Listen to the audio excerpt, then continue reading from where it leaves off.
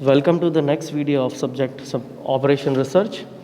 In our today's video, we will discuss about chapter Inventory Control. तो आज हम अपना जो सब्जेक्ट OR है उसमें इन्वेंट्री कंट्रोल देखने वाले हैं. Prepared by assistant professor Sumit Singh Sikarwar, mechanical engineering department, Shri Swaminarayan institute of technology, Bhat Gandhinagar. सबसे पहले हम ये जानेंगे कि इन्वेंट्री है क्या.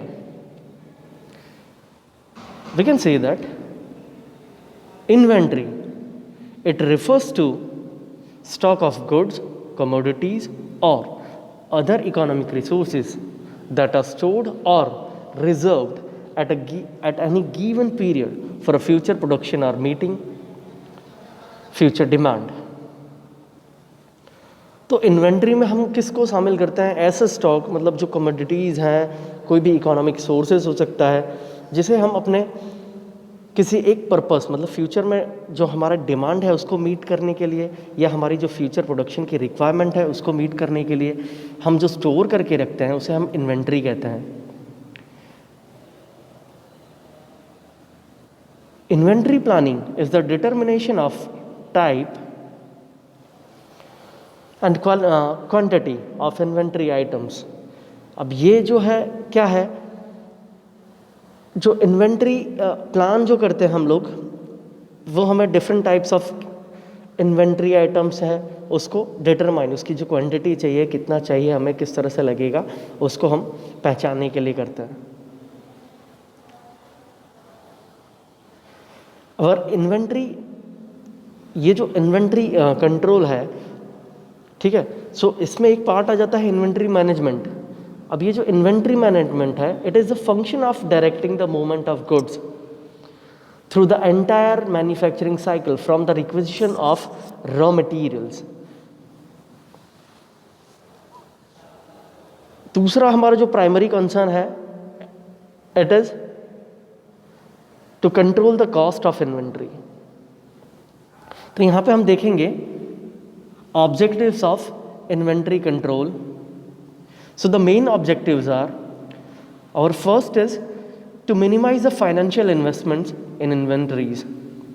तो हमारा जो इन्वेंट्री करने के लिए जो फाइनेंशियल वो चाहिए, इन्वेस्टमेंट चाहिए, हमें उसको मिनिमाइज करना होता है, इसलिए हमें इन्वेंट्री को कंट्रोल करना रहता है. To ensure the availability of supply of stock at all time. अब इन्वेंट्री रखने का हमारा दूसरा फ़ायदा ये है, मेन ऑब्जेक्टिव ये है कि हमें पता रहता है कि हमारे पास स्टॉक में कितनी अवेलेबिलिटी है, so that our production wouldn't stop. Next is to allow the flexibility in production scheduling. अब ये फ्लेक्सिबिलिटी इन द सेंस, हमें पता है कि कभी कभी प्रोडक्शन में अगर कोई मशीन फेल हो जाता है तो हमारे पास दूसरा जो स्टॉक है, दूसरा जो पार्ट की इन्वेंट्री एटलीस्ट सफिशिएंट है, so that we can produce it constantly. To ensure that the value of material consumed is minimum. जो भी मटीरियल हम यूज़ कर रहे हैं वो मिनिमम यूटिलाइज हो रहा है या नहीं, वो चेक करने के लिए हम इन्वेंट्री चेक करते हैं. To reduce the surplus stock. जो भी सरप्लस स्टॉक है उसको कम करने के लिए हमारे पास पता है हमारे पास हमारी इन्वेंट्री में कितना मटेरियल है, so first we will utilise that material after well given order for purchase. उसके बाद ही हम परचेज के लिए ऑर्डर दे सकते हैं. तो ये सारे जो हो गए हमारी इन्वेंट्री कंट्रोल के ऑब्जेक्टिव्स हो गए. यहाँ से हमें हमारी जो इन्वेंट्री है कैसे रखनी है, उसको कैसे कंट्रोल करना है, उसके ऑब्जेक्टिव क्या है वो पता चला. अब देखिए, इन्वेंट्री को कंट्रोल जो करना है, तो हमें पता है इन्वेंट्री है हमारा स्टॉक और जो कमोडिटी हम संभाल के रख रहे हैं for future demand, future requirement की यूज़ करने के लिए, ठीक है. तो वो जो चीज़ है हमें अच्छी तरह से यूटिलाइज़ करनी रहेगी. अगर हम उसे भी यूटिलाइज़ नहीं कर रहे और नया परचेज ऑर्डर दे रहे हैं, वो भी हमारे लिए कॉस्ट इफेक्टिव नहीं रहेगा. अब नेक्स्ट जो टॉपिक है वो है हमारा types of inventories. So there are two types of inventories, direct inventory and indirect inventories. So first, what is direct inventories? So direct inventories, these include items which play a direct role in manufacturing process and become an integral part of a finished good, such that raw materials, work in progress inventories, finished good inventories और spare parts. अब ये जो ऐसी चीज़ें हैं जिसका direct role है manufacturing process में, हमें पता है कि ये जो हमारा फिनिश गुड के लिए हमें रॉ मटेरियल चाहिए, ठीक है। अब अगर काम चालू है तो उसमें भी जो मटेरियल लग रहा है वो कंटिन्यूस हमें चाहिए, तो उसका स्टॉक इन्वेंट्री हमारे पास होना चाहिए। फाइनली जो फिनिश गुड जहाँ रखना है उसकी भी इन्वेंट्री होनी चाहिए, और जो भी स्पेयर पार्ट्स लगने हैं उसकी इन्वेंट्री। तो ये सारी जो इन्वेंट्रीज है वो डायरेक्टली यूज होती हैं। दूसरा है इनडायरेक्ट इन्वेंट्रीज। अब ये जो इनडायरेक्ट इन्वेंट्रीज है वो ऐसी इन्वेंट्रीज है which includes those items necessary for manufacturing but do not become an integral component of finished product। जो फिनिश प्रोडक्ट का इंटीग्रल कंपोनेंट नहीं है। तो ऊपर वाले हमने देखे भाई रॉ मटेरियल उसका खुद का भाग हो जाता है, वर्क इन प्रोग्रेस इन्वेंट्रीज में उसमें जो भी स्पेयर पार्ट्स लगते हैं वो सारे वो डायरेक्ट इन्वेंट्रीज है, वो एक जो प्रोडक्ट बन रहा है उसका ही पार्ट है। लेकिन ऐसी इन्वेंट्रीज जो इंटीग्रल पार्ट नहीं है लेकिन वो रखनी ज़रूरी है, तो ऐसी इन्वेंट्रीज कौन सी हो गई? हमारा जो लुब्रिकेंट है, हमें पता है लुब्रिकेंट हर बार हमें यूज़ करना है, ठीक है। दूसरा है हमारा जो मशीनरीज है, इक्विपमेंट्स हैं, वो हमें it is not in our integral part but it is necessary to manufacture that part, right. And labour, तो लेबर भी ज़रूरी है, लेबर के बिना मशीन ऑपरेट नहीं कर पाएंगे, ठीक है। और हमारा जो फिनिश प्रोडक्ट है वो नहीं मिलेगा हमें। तो हमारे पास ऐसी ये जो इन्वेंट्रीज हैं वो हमारी इनडायरेक्ट इन्वेंट्रीज हैं।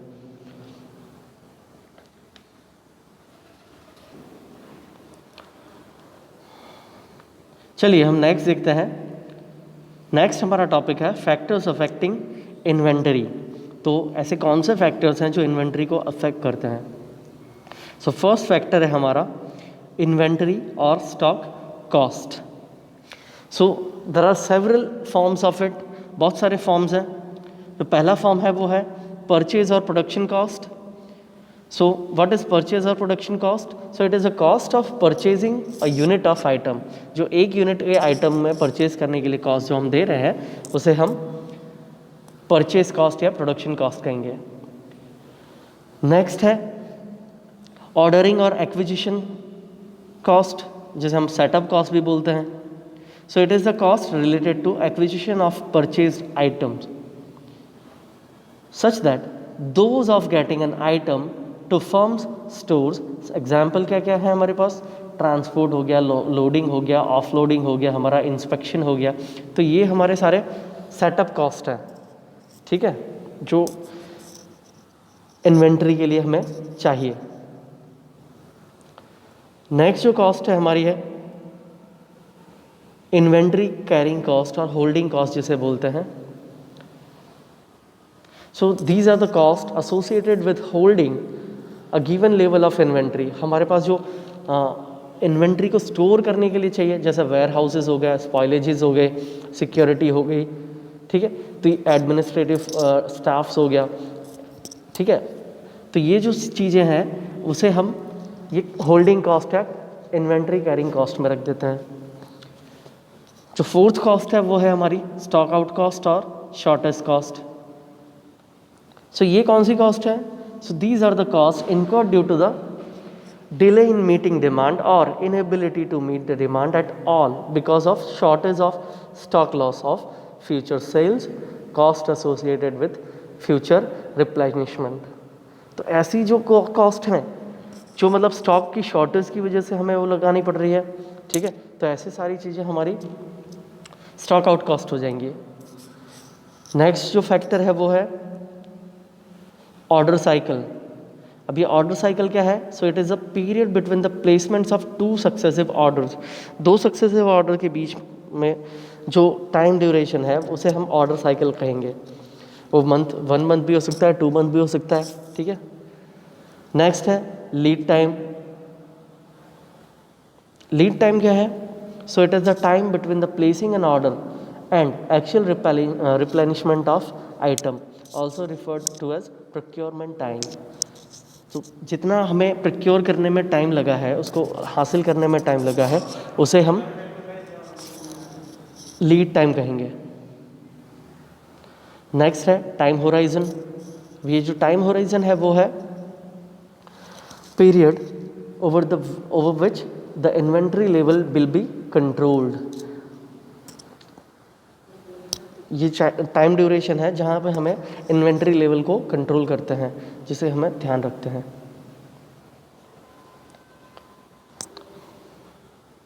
नेक्स्ट है हमारा मैक्सिमम स्टॉक। तो ये जो हमारा मैक्सिमम अलाउएबल स्टॉक है, जहाँ जितना हम रख सकते हैं, ठीक है, उससे ज़्यादा हम रखेंगे तो वो हमारी कॉस्ट को अफेक्ट करेगा, या फिर कह सकते हैं कि वो वेस्ट हो सकता है। नेक्स्ट है हमारे पास मिनिमम स्टॉक लेवल और बफर स्टॉक, जिसे हम सेफ्टी स्टॉक भी कहते हैं। अब सपोज़ कि कोई आइटम ख़राब हो रही है, तो वहाँ पे हमें ये बफर स्टॉक की ज़रूरत पड़ती है, ठीक है, थोड़ा एडिशनल रखना पड़ता है, तो उसे हम बफर स्टॉक कह देते हैं। रिकॉर्डर लेवल, नेक्स्ट जो है रिकॉर्डर लेवल है। So it is a point eight which the purchased item must be sent to a supplier for a supply of more stock। Next है हमारा reorder quantity. So it is the quantity of replacement of order. जैसे हम अगर देखें mathematical form में, so it is the multiplication of daily demand into lead time. Equation के form में देखना हो, so reorder point equals to delay time divided by time, daily demand divided by time into lead time. It is on demand on daily basis. Next है हमारे पास average stock level. तो average stock level क्या है? So minimum और maximum जो stock level है, उसका average जो होता है, उसे हम एवरेज स्टॉक लेवल कहते हैं। नेक्स्ट है फिजिकल स्टॉक।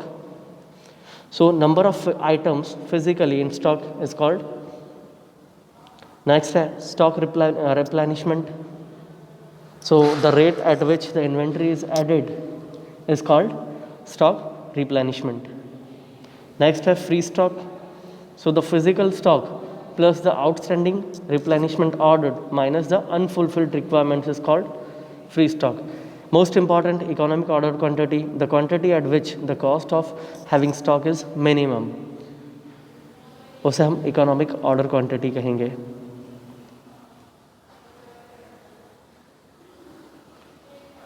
चलिए आगे बढ़ते हैं। नेक्स्ट है हमारे पास इकोनॉमिक बैच क्वांटिटी। सो ये इकोनॉमिक बैच क्वांटिटी क्या है? It is the quantity at which और quantity of a stock within the system, और जिसे हम मतलब हमारी जो सिस्टम में है क्वांटिटी ऑफ स्टॉक, उसे हम बैच स्टॉक कहेंगे, ठीक है। नेक्स्ट है फैक्टर है डिमांड। सो डिमांड कैसे अफेक्ट करता है? सो customers demand, size of demand, rate of demand and pattern of demand is important.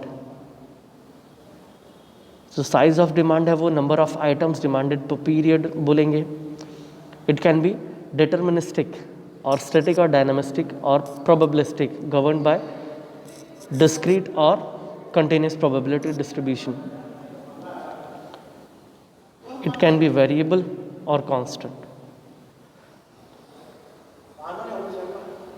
Next है हमारे पास इन्वेंट्री कॉस्ट। नेक्स्ट टॉपिक रहेगा वो है हमारा इन्वेंट्री कॉस्ट। अभी जो इन्वेंट्री कॉस्ट है वो 4 तरह से होती है। पहला जो कॉस्ट है आइटम कॉस्ट,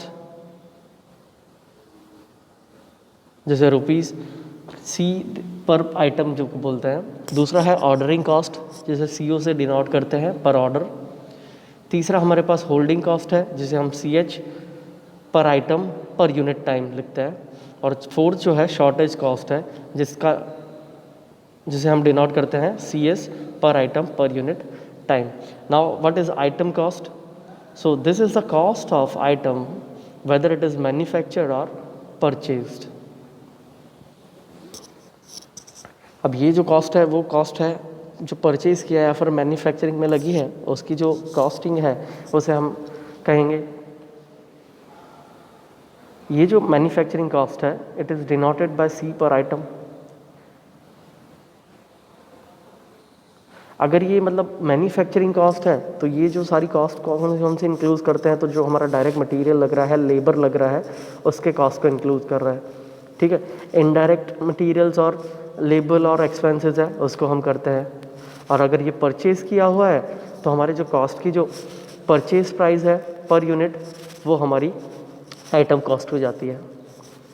दूसरा है परचेजिंग और सेटअप कॉस्ट और एक्विजिशन कॉस्ट, जिसे दूसरा नाम भी बोलेंगे ऑर्डरिंग कॉस्ट. ये चारों कॉस्ट इंपॉर्टेंट है, हमें चारों नाम याद रखने हैं क्योंकि हमारे पास जब भी आता है तो चारों के नाम से आता है. हमें परचेजिंग बोल दें या फिर सेटअप बोल दें या एक्विजिशन बोल दें या ऑर्डरिंग कॉस्ट बोल दें, ये सेम ही रहना चाहिए हमारा.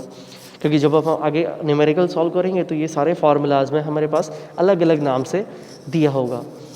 अब इसमें कौन कौन सी कॉस्ट्स आ जाती हैं? सो जो हमारी एडमिनिस्ट्रेटिव कॉस्ट है, क्लैरिकल कॉस्ट है, ठीक है, which are involve in processing of purchase order. ठीक है. तो ये जो सारी कॉस्ट है वो सारी हमारी इसमें आ जाती हैं. जो ट्रांसपोर्टेशन कॉस्ट है वो भी हम इसमें इंक्लूड कर लेते हैं. सो दूसरा हम देखेंगे तो when a unit is manufactured the unit setup cost includes the cost of labor and materials used in the setup and setup testing and training cost. तो ये जो सारी कॉस्ट आ जाती हैं कौन कौन सी, जब मैन्युफैक्चरिंग हो रहा है उस ड्यूरेशन में यूनिट सेटअप की बात करें, जब सेटअप लगा रहे हैं तो उसका जो कॉस्ट है लेबर का, वो मटेरियल का जो कॉस्ट है एक सेटअप लगाने में, ठीक है, वो सारा कॉस्ट इसमें इंक्लूड हो जाता है, जिसे हम CO से डिनोट करते हैं. नेक्स्ट है इन्वेंट्री होल्डिंग कॉस्ट. तो ऐसी कॉस्ट जैसे CH से डिनोट किया जाता है. सो ये जो होल्डिंग कॉस्ट है हमारे पास कौन सी कॉस्ट है, जो कैरिंग कॉस्ट या होल्डिंग कॉस्ट जिसको कहते हैं. तो हमने जो स्टॉक को जमा कर रखा है, ठीक है, उसको जमा करने में जो कॉस्ट आ रही है वो सारी कॉस्ट इसमें हमने इंक्लूड करते हैं. तो कौन कौन सी कॉस्ट आ जाती है? सो इसके अंदर हमारी जो टैक्सेस हम पे कर रहे हैं, ठीक है, इंश्योरेंस कॉस्ट जो है, इनफ्लेमेबल्स और एक्सप्लोजिव आइटम्स के लिए ऑब्सोलेंसेस हैं, डिटेरियोरेशन ऑफ क्वांटिटी है. तो ये जो कॉस्ट आ जाती हैं थेफ्ट या स्पिलेज के कारण जो प्रॉब्लम हो रही है, डैमेज आइटम के डैमेज होने से जो कॉस्ट आ रही है वो सारी कॉस्ट, और इन्वेंट्री जो रिकॉर्ड मेंटेन करने के लिए कॉस्ट आ रही है वो सारी कॉस्ट हम इसमें इंक्लूड करते हैं. फिर इसके बाद हमारे पास हम इसे किससे डिनोट करते हैं? तो इसे डिनोट करते हैं CH पर आइटम पर यूनिट टाइम से डिनोट करते हैं. यहाँ पे द यूनिट ऑफ टाइम में बी डेज, मंथ्स, वीक्स और ईयर्स. अब जो लास्ट हमारी फाइनल कॉस्ट है वो है शॉर्टेज कॉस्ट. अभी जो शॉर्टेज कॉस्ट है it is the cost due to the delay. हमारे पास जो डिले के कारण जो कॉस्ट आ रहा है वो है, ठीक है,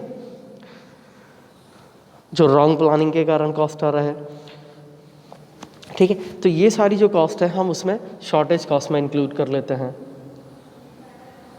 the unit shortage cost include the following items. जो इसमें जो कॉस्ट है वो कौन कौन सी आइटम्स इंक्लूड करता है? तो overtime requirement due to shortage, clerical and administrative expenses जो हो रहा है इसके कारण, ठीक है, कॉस्ट ऑफ एक्सपीडिटिंग होता है, लॉस ऑफ गुडविल्स है, फिर हमारे पास लॉस्ट ऑफ प्रोडक्शन टाइम है, स्पेशल हैंडलिंग कॉस्ट है. ये जो सारी कॉस्ट है वो हम किस में, शॉर्टेज या शॉर्टेज कॉस्ट में इंक्लूड करें या फिर डिले कॉस्ट में यूटिलाइज करते हैं, इन सबको मेंशन करते हैं, ठीक है. It is denoted by CS पर item per unit time. Thank you for watching.